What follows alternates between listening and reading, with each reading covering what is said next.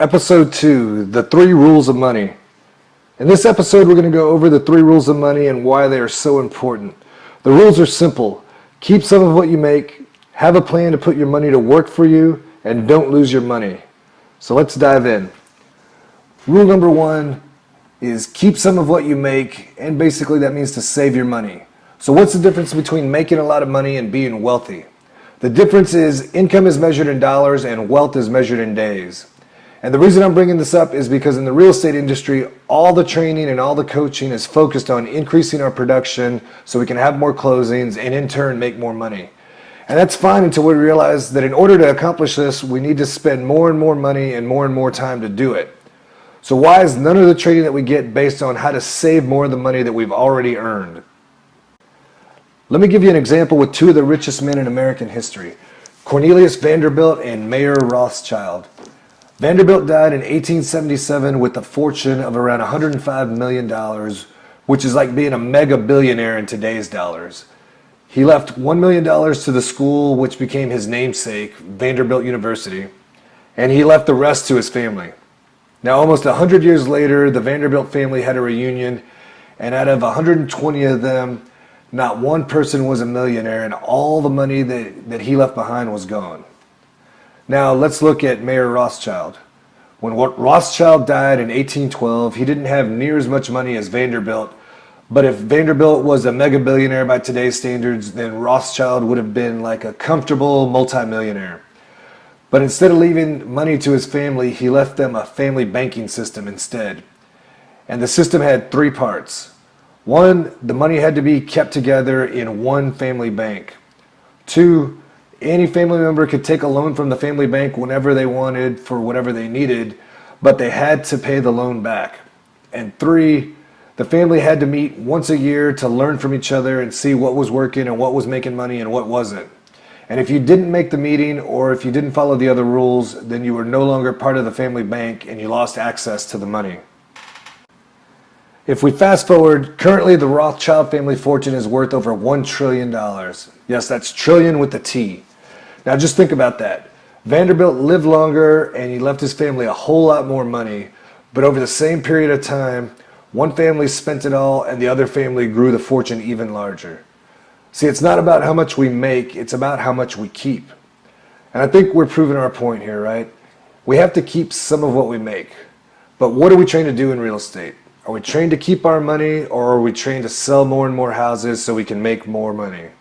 And I think we all know the answer, especially if we haven't heard of this family banking concept before. We're trained to sell more and more houses, not keep more and more of our money. And so what's the difference? The bottom line is that the only difference is one family had a plan for their money and the other family didn't.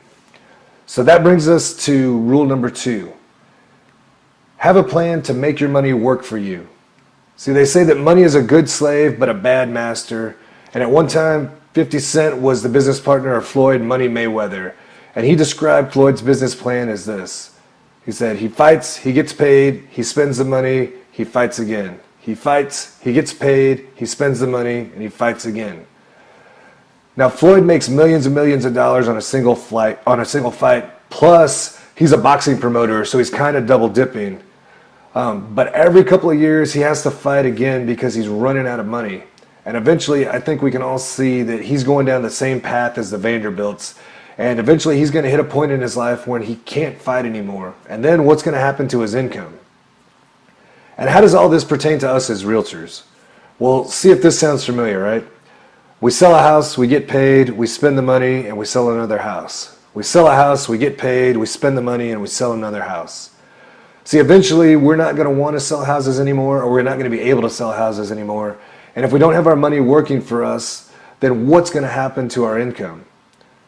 And I think by now we kind of have a better grasp on the idea that making more money isn't necessarily the best answer and shouldn't be our focus as much as keeping more of our money and putting that money to work for us should be. Rule number 3, don't lose money. Now, to get to this point, we've already had to follow the first 2 rules and we've managed to save some money and make it work for us. Now, after all that, we don't want to just give it away to taxes and fees and risky investments, right?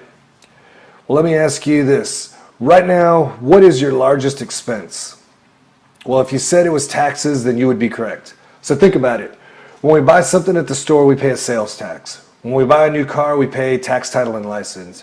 When we put gas in the car, tax is already built into the price that we're paying at the pump. And what about our house? Even if it's 100% paid off, we still have to pay taxes every year to keep it, or the county's going to put a lien on it and eventually they're going to take it from us. So here's a great visual to show the effects that taxes have on our income. So imagine if you took a job that paid just 1 penny for a day's work, but the amount you earned would double every day.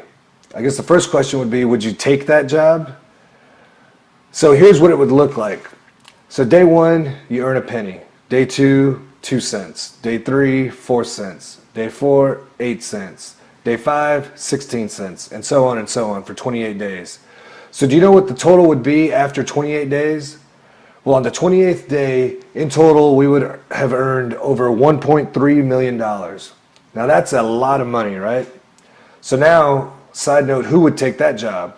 Right? I think we all would. Well, and that's the power of compound interest, and that's what Albert Einstein called the most powerful force on earth. But like I said, that's just a side note to the overall conversation. So now let's take a look at the effects that taxes have on our income. So we're going to have the same scenario, but in this case, we're going to have to pay our taxes first, just like we do in real life. So we're going to pay our taxes first at the end of each day, and then double our income, and then see how much the total is after 28 days. So how much do you think that would be worth after the same 28-day period? Well, instead of over $1.3 million, we would end up with only $88.20. I know, right? That's a crazy number. That's a huge difference. And that's the difference between being able to retire comfortably or just barely being able to afford a dinner and a night out or a movie, right? And this is where it gets crazy. So I hope that this illustrates the effect that taxes have on our income and what effect they can have on our ability to get ahead. So remember, we need to pay our taxes to be compliant and follow the law, but we don't have to overpay our taxes. And most importantly, because we want to follow rule number 3, we want to be as tax efficient as possible so we don't lose money when we pay our taxes.